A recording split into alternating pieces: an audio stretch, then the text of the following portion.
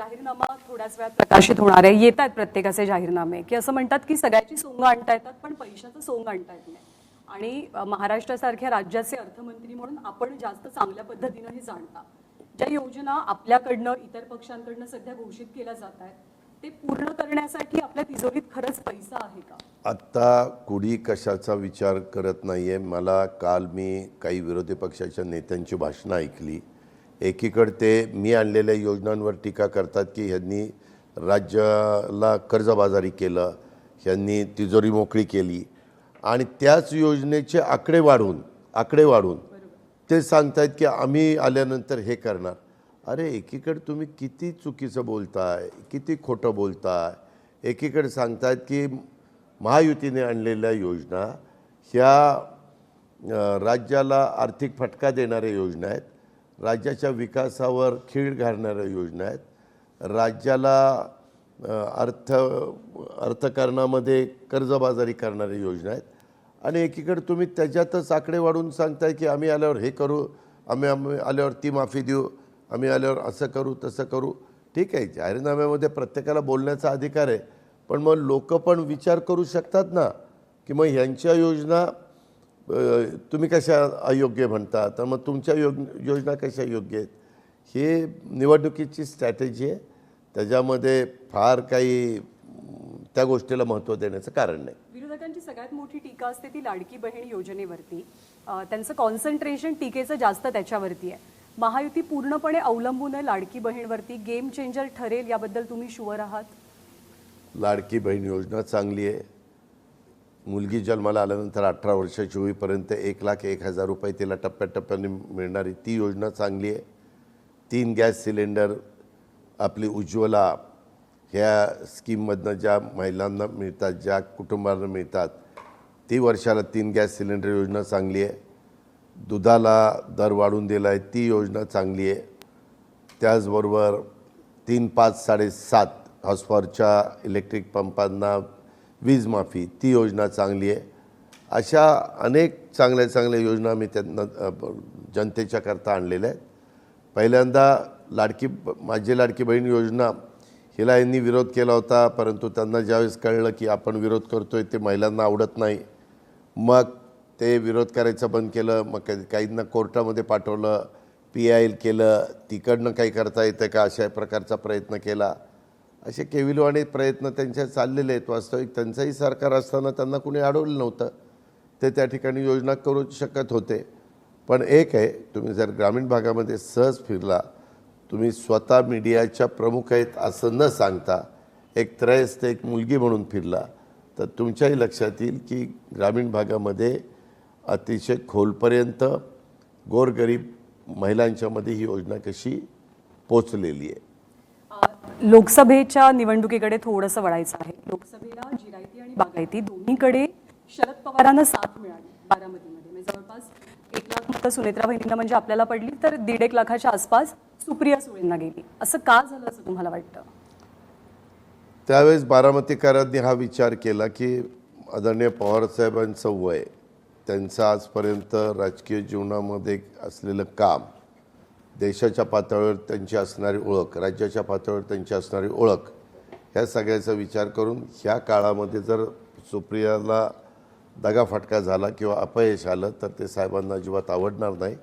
साहेब अतिशय नर्वस होतील आणि मग ते बारामतीकरांनी लक्षात घेतलं आणि बारामतीकरांनी त्या गोष्टीचा विचार करून साहेबांना रिस्पेक्ट देण्याच्या दृष्टिकोनातून सुप्रियाला निवडून दिलं. यावेळेला तुम्ही एका लाईनवरती विशिष्ट प्रचार करताय की लोकसभेला सुप्रियाताई तर विधानसभेला अजित. त्यावेळेस म्हणत होते, ज्यावेळेस तुमच्यासारखे मीडियाचे लोक बाईट घ्यायला जायचे त्यावेळेस मतदार म्हणायचे आत्ता काही बोलू नका, आत्ता आमची मानसिकता केलेली आहे, ताईंना लोकसभेमध्ये पाठवायचं, विधानसभेला आम्ही दादांना पाठवणार आहे असं म्हणत होते. तुम्ही गावागावात फिरताय, तुम्हाला या निवडणुकीचा मूड काय दिसतोय लोकांशी बोलताना, लोकांशी कनेक्ट होताना? मला मूड माझ्या बारामतीमध्ये माझ्या बाबतीमध्ये चांगला दिसतोय. अच्छा, दुसरा मुद्दा असा की आतापर्यंत बारामतीमध्ये आपल्या विरोधात जे उमेदवार उभे राहिले त्यांचं डिपॉझिट जप्त झालं. यंदा निवडणूक आहे, बारामतीकर मतदान करणार आहेत, मताची टक्केवारी किती होती, काय होती ते त्या ठिकाणी कळेल आपल्याला. आत्ताच लगेच अशा पद्धतीचे अंदाज वर्तवणं मला उचित वाटत नाही आणि मी कुणालाही समोरच्यांना कमी लेखत नाही.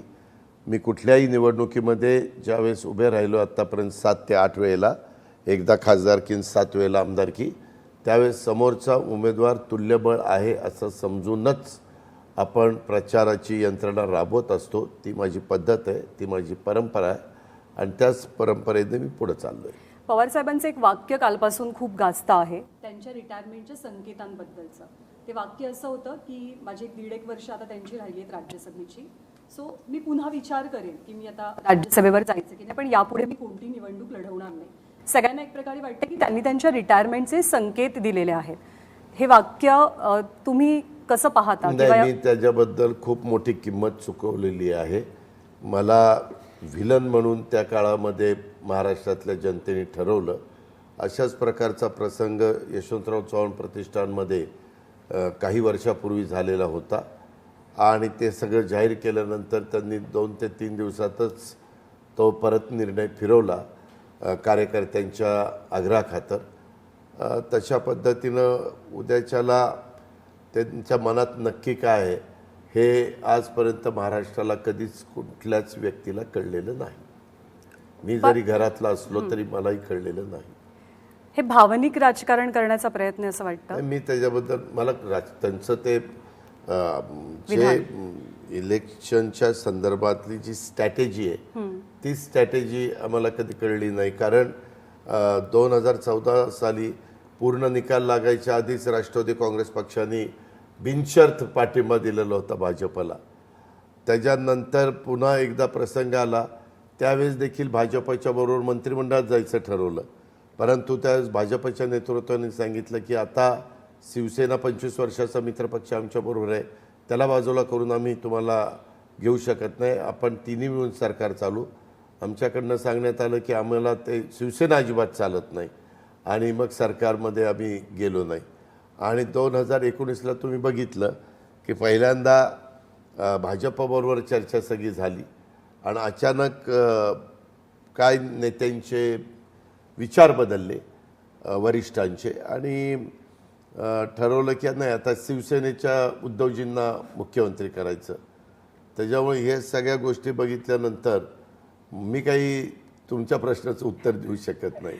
मागे वळून बघताना असं वाटतं का की म्हणजे क्लेम करायला सुप्रियाताई आणि पवार साहेब आणि ब्लेम घ्यायला अजित पवार? नाही, मला त्याच्यामध्ये नो कॉमेंट्स.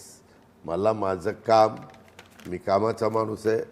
मी बारामतीमध्ये केलेला विकास सगळेजण बघतायत आणि उद्याच्या काळामध्ये सेंट्रल गव्हर्नमेंटच्या विचाराचं सरकार राज्यात आल्यानंतर राज्यातला मोठ्या प्रमाणात निधी मिळण्याच्या करता त्याचा फायदा होतो आणि राज्याची प्रगती होती. तो आमचा दृष्टिकोन आहे.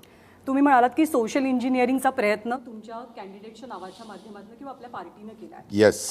महाराष्ट्राला जातीद्वेषाच्या राजकारणातनं बाहेर काढण्याची ही वेळ आहे, गरज आहे असं तुम्हाला वाटतं? नाही, आम्हाला नेहमीच पहिल्यापासून वाटतं महाराष्ट्राची निर्मिती झाल्यापासून हीच गोष्ट केली पाहिजे ह्या मताचा मी आहे. कारण त्याशिवाय ते राज्य, ते गाव, तो तालुका, तो जिल्हा, तो देश पुढे जाऊच शकत नाही.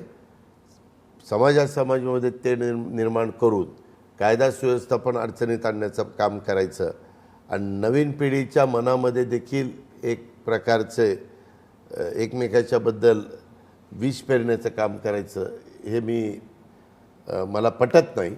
मी शिवशाहू फुले आंबेडकरांच्या विचारधारेने पुढे जाणारा एक कार्यकर्ता आहे आणि आमचा पक्ष देखील त्याच विचाराचा आहे हे मी आपल्याला नम्रतापूर्वक सांगू इच्छितो.